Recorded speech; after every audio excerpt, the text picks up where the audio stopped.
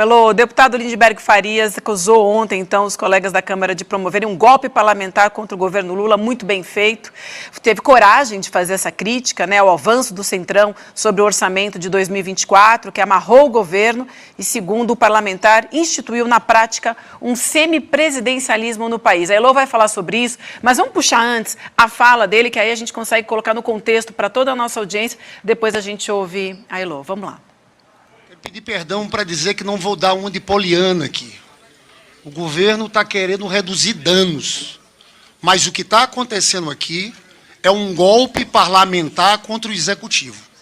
Estão, na prática, querendo implantar o semipresidencialismo de fato. Para fazerem isso, os senhores têm que fazer um plebiscito, têm que fazer uma PEC depois. Concretamente, eu já falei isso para o meu amigo, o relator Danilo Fortes, nós estamos num sistema presidencialista. Lula foi eleito como presidente da República com um programa. Ele falava do PAC. O que os senhores fizeram aqui essa semana foi tirar 17 bilhões do Executivo, num orçamento já apertado, porque todo mundo sabe, é déficit zero.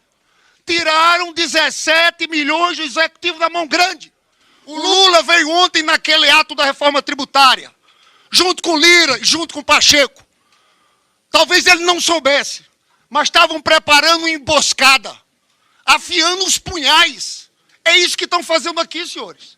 As palavras são essas. Tiraram 17 bi.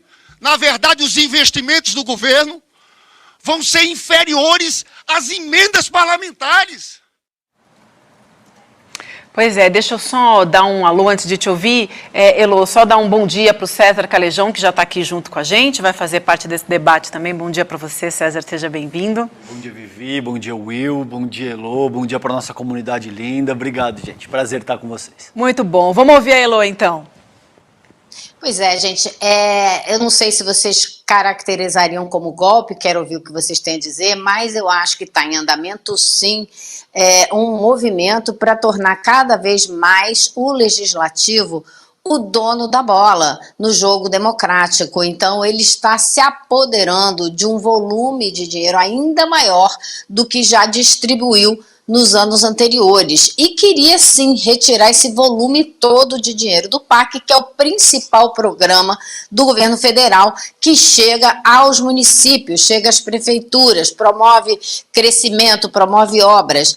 É fundamental para o governo? Lógico que é, e é fundamental, claro, para trabalhar o eleitorado para essa eleição que vem aí no fim do ano que vem, né, as eleições municipais. Então, iam sim tirar mais de 13 bilhões. No final das contas, a retirada e o corte foi de cerca de 6 bilhões e 900 milhões. Isso tudo vai ser votado ainda hoje. Porém, ontem foi aprovado na comissão mista do orçamento. E a presidente da comissão, a deputada Daniela Ribeiro, até reclamou, disse que o Lindbergh estava ferindo todos eles ali com essas palavras. Mas isso é o que está acontecendo sim. Por quê? Eles aumentaram o volume de dinheiro que será distribuído pelos deputados e senadores. Muito mais para os deputados do que para os senadores, diga-se de passagem.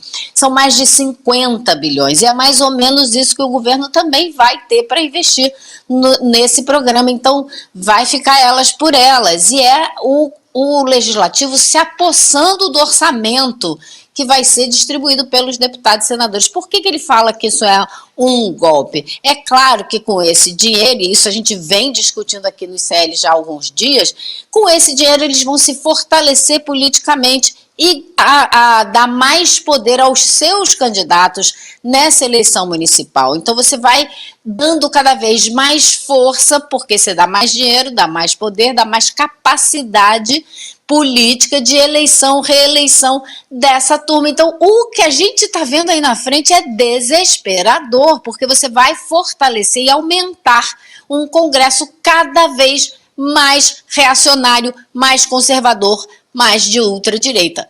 É a minha visão, não sei a de vocês. É exatamente isso, Elô. Assim, o nosso chat já sabe o que eu vou dizer. É um dos legados, eu sempre tem um todo dia para trazer, né? Perversos que o bolsonarismo deixou no Brasil. O Jair Bolsonaro desistiu de governar, né? Fez um governo de narrativa, inventando história, falando obscenidades, e aí transferiu a responsabilidade de governar para o Congresso, em especial para o Centrão. E aí o Congresso, acho que o César vai falar se concorda agora, mas o Congresso se apossou dessa prerrogativa que é do governo, de gerir o orçamento, e não vai querer abrir mão. É poder, é dinheiro, é grana que ajuda a financiar os currais eleitorais de muitos dos deputados que estão lá. E aí é um efeito perverso que isso também traz, é uma descoordenação. Quanto mais poder sobre o orçamento tem o Congresso, menos coordenadas são as ações e menos projeto de país a gente tem. Tem projeto de deputado, o cara que colocava o dinheiro na cidade dele sem pensar nos arredores, sem pensar no todo, no conjunto. Acho que é mais ou menos isso, né, César? Concordo. Fala, Elô, você quer complementar? Não, só queria acrescentar uma coisa, eu iria mais longe do que o governo Bolsonaro. Acho que isso vem desde o Cunha, e isso está sendo institucionalizado mais e mais. Concordo, acho que é uma dinâmica estrutural que caracteriza a nossa república há muito tempo, mas também concordo, Elô, que o governo Bolsonaro levou isso catalisou isso em ampla medida. Levou isso para uma dimensão sem precedente na nossa história. Então, tem dois aspectos que eu salientaria aqui que, a meu ver, são fundamentais.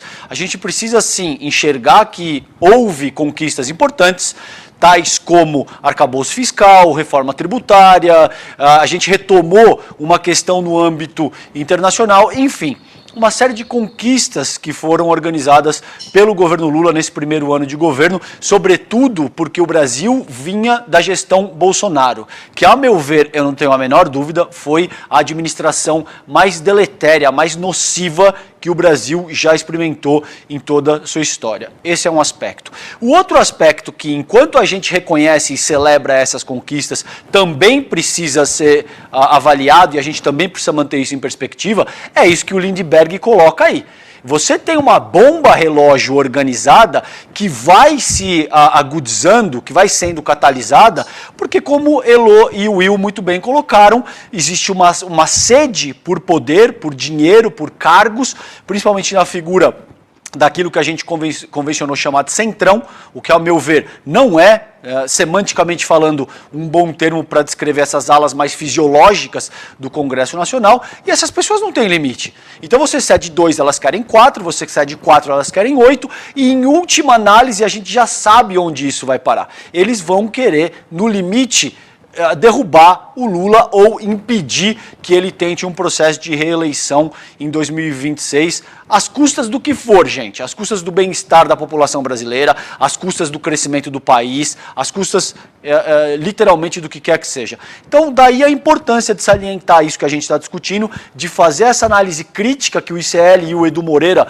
sempre colocam com muita propriedade, porque a gente depende de veículos que sejam progressistas, mas que também tenham um olhar crítico no sentido de questionar e manter tudo isso em perspectiva. É isso que a gente procura fazer aqui, me parece muito adequada a fala do Lindbergh Farias também nesse sentido. Elô, Aí você vê o fundo partidário, né? A gente nem comentou, mas o fundo partidário também foi votado. Ele saiu para essa eleição municipal. O último foi de 940 milhões. O próximo vai ser de 4 bilhões e 900 para uma eleição municipal, gente. Então, é assim uma loucura o que vai ser votado hoje no Congresso, que foi aprovado ontem na comissão.